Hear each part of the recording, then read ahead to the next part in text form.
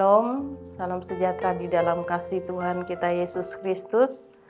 Kembali di dalam pertemuan kasih di dalam program Sumbu. Hari ini saya akan membagikan renungan firman Tuhan buat kita, yaitu terambil dari Roma 12 ayat 1 sampai ayat yang ke-8. Saya akan bacakan buat kita. Judulnya di sini persembahan yang benar. Karena itu, saudara-saudara, demi kemurahan Allah, aku menasihatkan kamu supaya kamu mempersembahkan tubuhmu sebagai persembahan yang hidup, yang kudus, dan berkenan kepada Allah. Itu adalah ibadahmu yang sejati.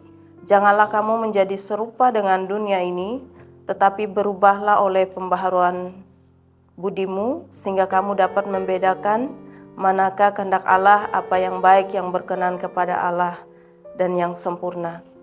Berdasarkan kasih karunia yang dianugerahkan kepadaku, aku berkata, setiap orang di antara kamu, janganlah kamu memikirkan hal-hal yang lebih tinggi daripada yang patut kamu pikirkan, tetapi hendaklah kamu berpikir begitu rupa sehingga kamu menguasai diri, menurut ukuran iman yang dikaruniakan Allah kepada kamu masing-masing. Sebab sama seperti pada satu tubuh, kita mempunyai banyak anggota, tetapi semua anggota itu mempunyai tugas yang sama.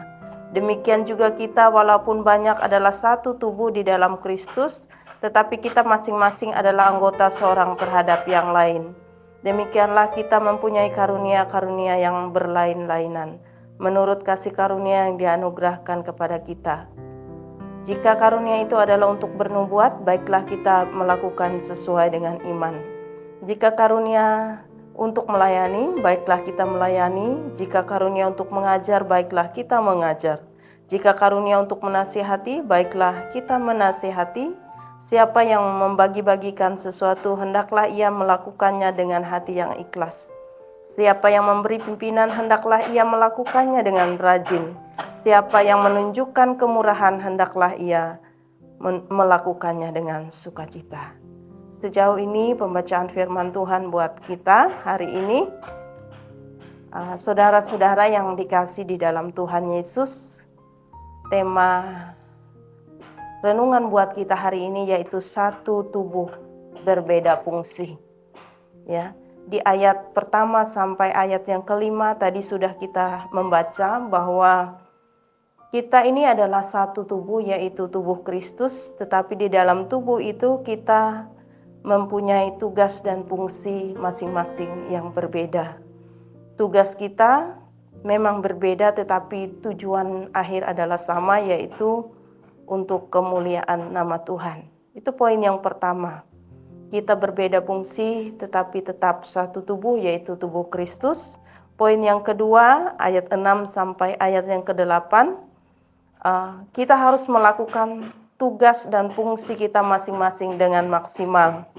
Setiap kita dilahirkan dengan talenta dan karunia masing-masing yang berbeda, dan itu semua harus kita mengerjakan dengan maksimal.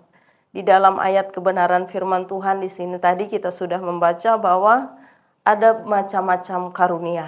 Yang saya akan bagikan di sini ada 6 macam karunia. Ya. Yang pertama adalah karunia bernubuat. Ada hamba-hamba Tuhan tertentu yang memang sudah Tuhan persiapkan untuk bernubuat, dan nubuatannya itu bisa dipercaya. Ya, itu ada karunia masing-masing yang dipercayakan Tuhan Yesus kepada setiap hamba-hamba Tuhan, dan karunia yang dinubuatkan adalah karunia yang juga bisa meneguhkan iman tentunya. Dan karunia kedua yaitu karunia melayani. Tidak semua orang, walaupun dia hamba Tuhan, kalau dia tidak punya karunia untuk melayani, dia tidak bisa maksimal dalam melayani walaupun dia seorang hamba Tuhan. Karunia melayani di sini adalah kesungguhan hati hamba itu ada di dalam dirinya. Itu poin yang kedua. Dan selanjutnya karunia untuk mengajar. Tidak semua orang bisa mengajar, tetapi ada orang yang memang sudah Tuhan tentukan memiliki karunia untuk mengajar, untuk mengingatkan sesamanya, dan menjadi pribadi yang betul-betul menjadi contoh. Itu karunia ketiga yang saya temukan di dalam ayat kebenaran firman Tuhan ini. Dan yang keempat, karunia untuk memberi. Karunia untuk memberi ini juga tidak semua orang atau tidak semua hamba Tuhan bisa memilikinya, ya. Ada hamba Tuhan juga yang pelit, tetapi ada hamba Tuhan juga yang bisa memberikan, bahkan seluruh hartanya dia bisa berikan untuk pelayanan yang dia kerjakan. Itu karunia yang sudah Tuhan berikan kepada orang-orang tertentu. Selanjutnya, karunia untuk menasehati. Nah, karunia untuk menasehati ini adalah karunia yang sungguh luar biasa juga. Karunia yang menasehati dan dia juga bisa menjadi contoh bagi yang dia nasehati. Jangan sampai ketika dia memberi nasihat, nasihatnya itu seperti nasihat yang tidak berguna karena dia memberikan nasihat tidak sesuai dengan kehidupannya. Seorang diberikan karunia untuk menasehati, dan itu harus juga dilakukan dengan maksimal. Selanjutnya karunia yang keenam yaitu karunia pemimpin. Nah, karunia pemimpin di sini dia bisa menjadi pemimpin yang menjadi contoh bagi bawahannya. Pemimpin yang sangat disegani, dia berbicara dan dia juga bisa melakukan. Itu karunia yang sungguh luar biasa dan tidak semua hamba Tuhan maupun orang-orang yang punya karunia pemimpin, hanya orang-orang tertentu yang memang sudah dari awal Tuhan memberikan karunia itu sebagai kelebihan di dalam seorang pribadi yang sudah ditentukan menjadi pemimpin. Nah, hari ini renungan bagi kita, anak-anak Tuhan di mana saja berada yang melihat tayangan ini, mari kita mengerjakan tugas dan kewajiban kita maksimal dengan karunia talenta yang sudah Tuhan percayakan kepada kita masing-masing, dan akhir dari semuanya itu adalah untuk kemuliaan Tuhan Yesus. Tuhan memberkati renungan hari ini. Shalom.